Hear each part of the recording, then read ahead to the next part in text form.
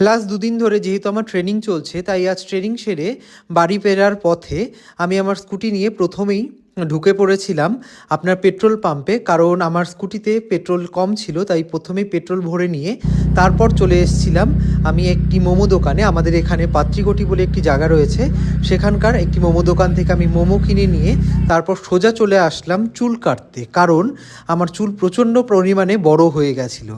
আর যেই ভাইটির দোকানে আমি চুল কাটতে এসেছিলাম, সেই ভাইটি আমাকে বরাবরই এক কথা বলে বারবার কি বলবো, আমাকে লজ্জিত করে যে ও আমার প্রতি কৃতজ্ঞ। কেন? কারণ আমি নাকি ব্রাঞ্চে গিয়ে, ও যখন আমার পুরনো ব্রাঞ্চে গিয়েছে, আমি ওর সব কাজ লাইনে না দাঁড়িয়ে করে দিয়েছি তার জন্য। তো সেই ভাইটির সাথে কথা বলতে বলতে একটু প্রথমে দেরি হচ্ছিল, কারণ ভাইটি তার চুলে কলপ দিচ্ছিল, তাই জন্য ও আমার জন্য এক কাপ চা এনে দিয়েছিল। আমি আর ও দুজন মিলে চা খেয়ে নিয়েছিলাম। তারপর ভাইটি এত নিপুণভাবে বন্ধুরা চুল কাটছিল, যেটা অবিশ্বাস্য। চলুন ভাই আর আমি কি কথা বললাম চুল কাটতে কাটতে শুনে নেওয়া যাক।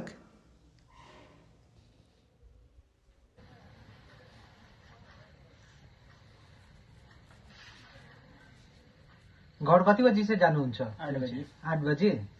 ओ अब त 8 बजे खाली पनि भइहाल्छ, अब ठन्डाको महिना हो। ठिकै छ। 8 बजीसम्म त खोल्नुपर्छ। 8 बजीसम्म त खोल्नुपर्छ। छोराहरूको लागि चाहिँ के चाहिँ छ, कुन चाहिँ उयो राम्रो छ? तिम्रो नानीको लागि? मेरो नानीको लागि। नानीको एज कति हो? नानीको भर्खर छोराको 11 महिना 1 साल। 11 महिना? मतलब 1 साल भयो लगभग। 1 साल भयो। ल तिमी चाहिँ चिल्ड्रेन बेनिफिट फन्ड छ ल, म्युचुअल फन्डको, त्यसमा चाहिँ राख। त्यसमा चाहिँ तिमीले बेनिफिट राम्रो पाउनुहुन्छ। চুল কাটতে কাটতে আমরা প্রচুর কথা ডিসকাস করে নিচ্ছিলাম, কারণ এই ভাইটি এখন ব্যাংকে যাবতীয় ডিপোজিট বলুন বা যা কিছু করে আমার কথা শুনেই করে, আমার কথার অন্যথা করে না। তাই ও আমাকে অনেক কিছু জিজ্ঞাসা করে নিচ্ছিল, তার রিপ্লাই আমি ওকে দিয়ে দিচ্ছিলাম। আর এইটুকু তো আমার কর্তব্য। আর চেনা জানা লোকদের যদি হেল্প নাই করি, তাহলে আর চেনা জানা হয়ে কী লাভ? তার জন্য তাকেও আমি সুন্দরভাবে রিপ্লাই দিয়ে দিচ্ছিলাম।